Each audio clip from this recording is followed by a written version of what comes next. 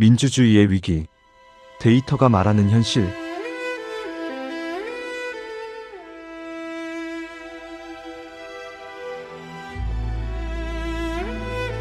숫자로 시작하겠습니다.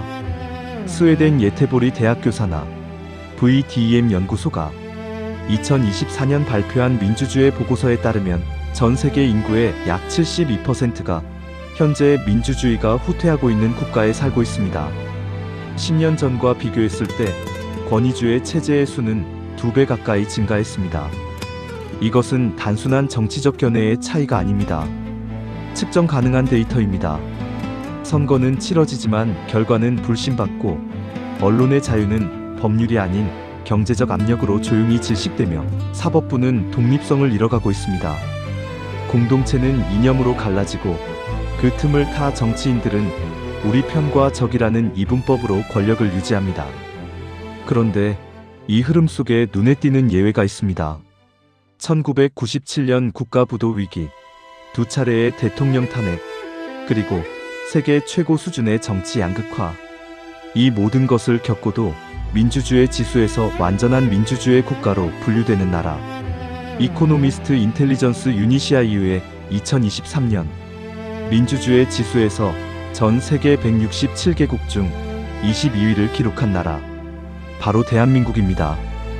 위기가 체제를 무너뜨린 것이 아니라 오히려 체제가 위기를 흡수했습니다. 어떻게 그것이 가능했을까요? 그 답을 찾기 위해 우리는 먼저 리더십의 본질로 돌아가야 합니다. 파트 2. 역사에서 추출한 리더십의 알고리즘 세종의 사례.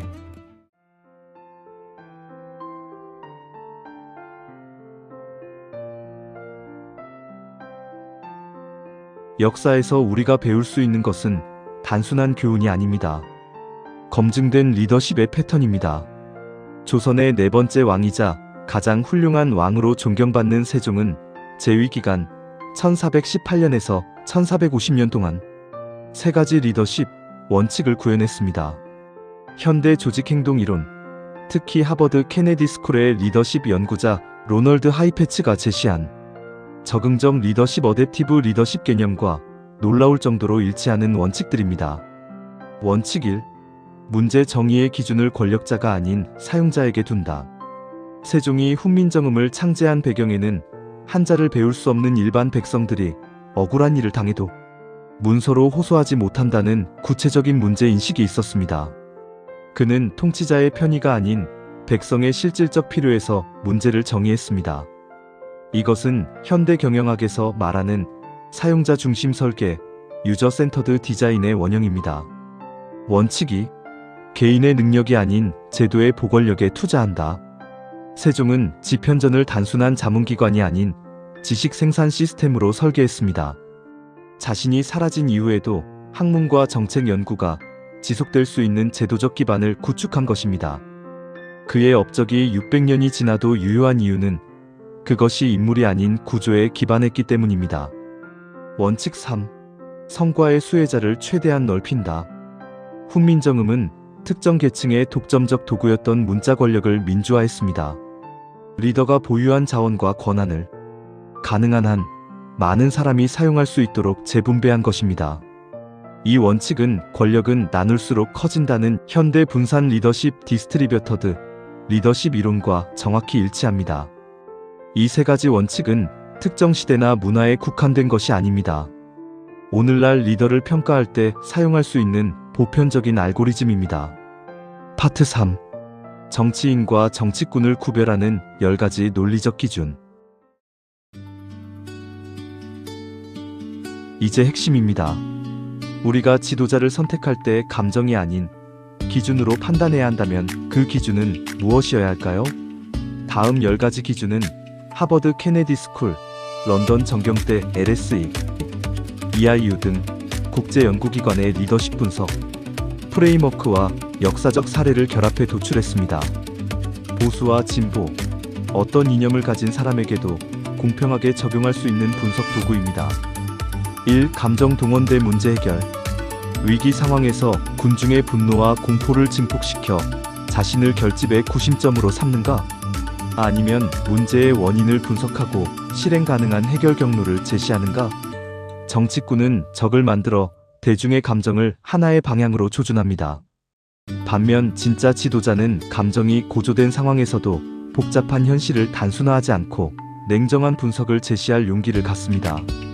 연설에서 분노, 적, 배신이라는 단어보다 방안, 협력 구조, 개혁이라는 단어가 더 자주 등장하는지 확인하십시오. 2. 책임 전가대 시스템 개혁. 모든 문제의 원인을 전임 정권, 외부 세력 혹은 특정 집단에게 귀속시키는가? 아니면 문제가 반복되는 구조적 원인을 찾아 제도를 바꾸려 하는가? 책임 전가는 정치적으로 유리합니다. 지지층의 결집을 유지하고 실패의 원인을 외부화함으로써 자신의 무능을 가리기 때문입니다. 그러나 구조를 바꾸지 않는 한 문제는 반복됩니다.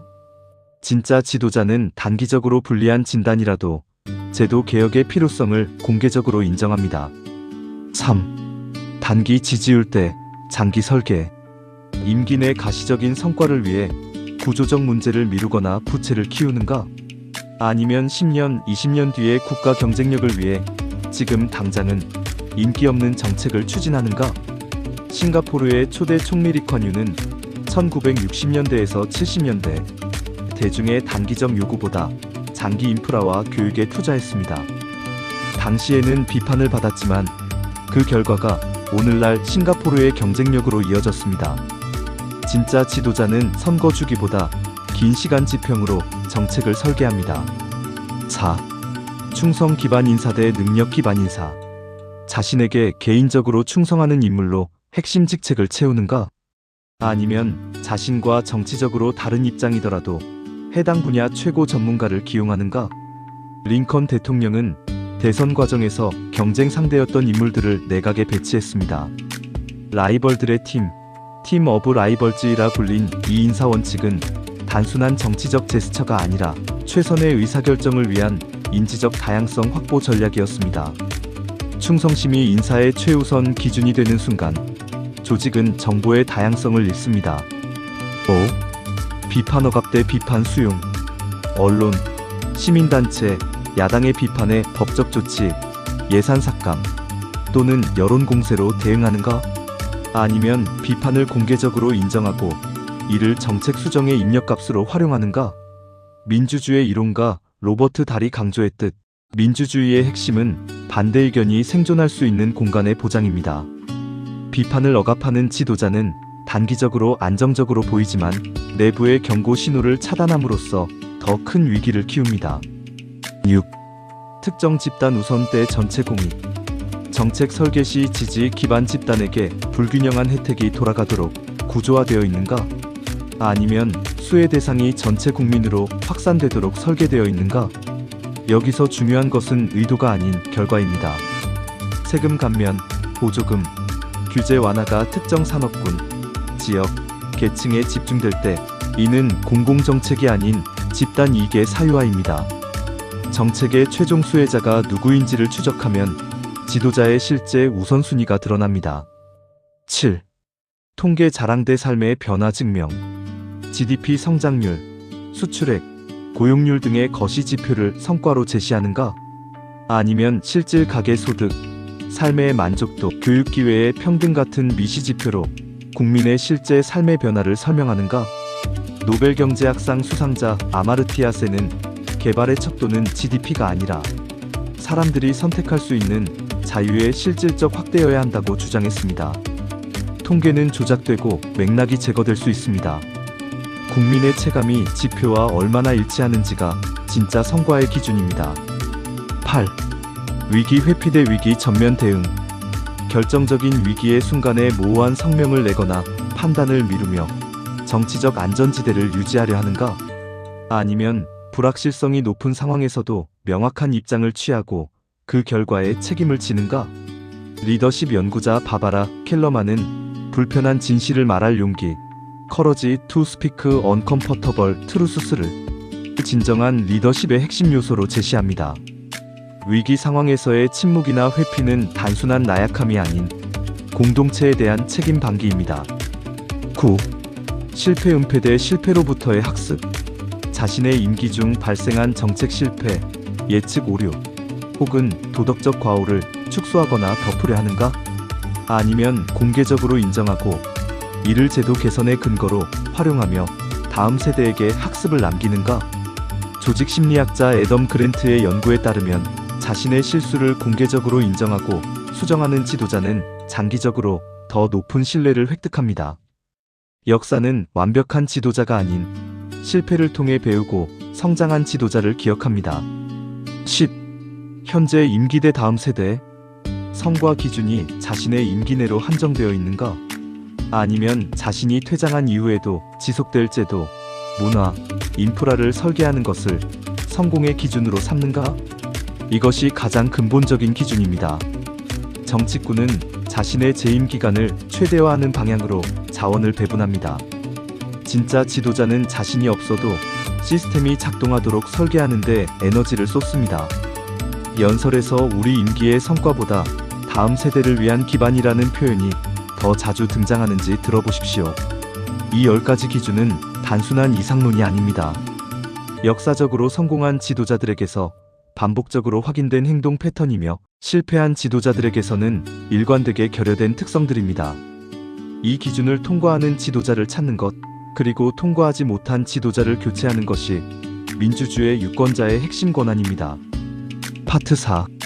대한민국이 모범이 아닌 분석 대상으로서 가치 있는 이유.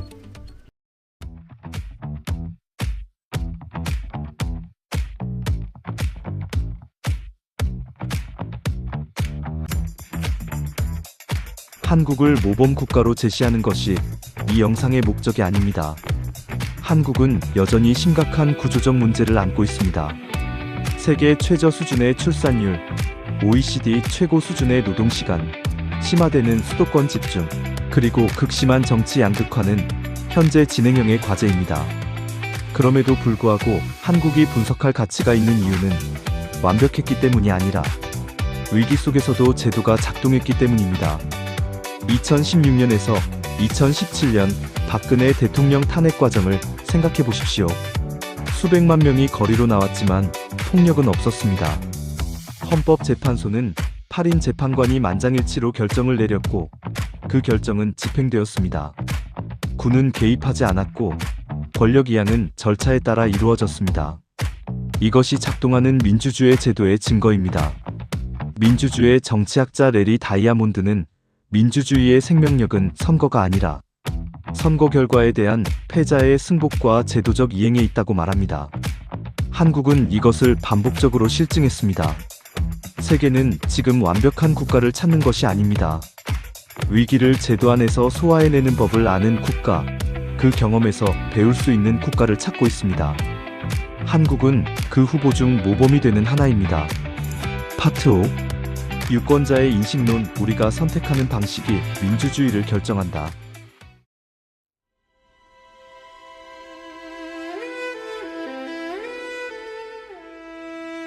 지도자는 진공 속에서 탄생하지 않습니다. 정치학자 일라이 파리저는 민주주의가 실패하는 주된 이유 중 하나로 유권자의 인지적 편향을 꼽습니다.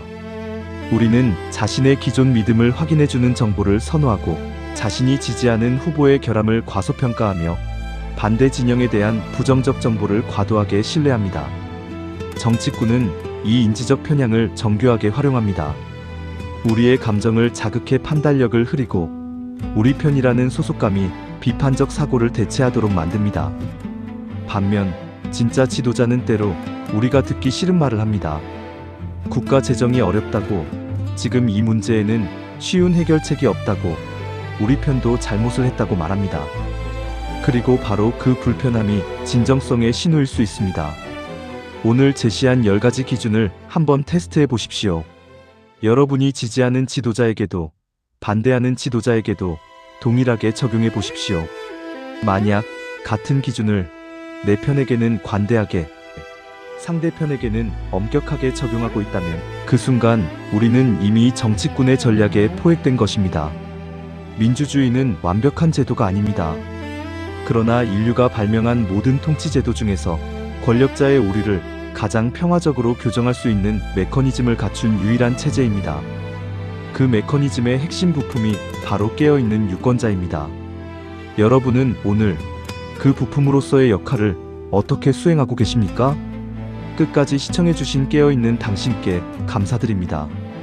이 10가지 기준 중 가장 중요하다고 생각하는 것을 댓글로 남겨주세요. 여러분의 생각이 더 많은 사람에게 닿을 수 있도록 좋아요와 구독도 부탁드립니다.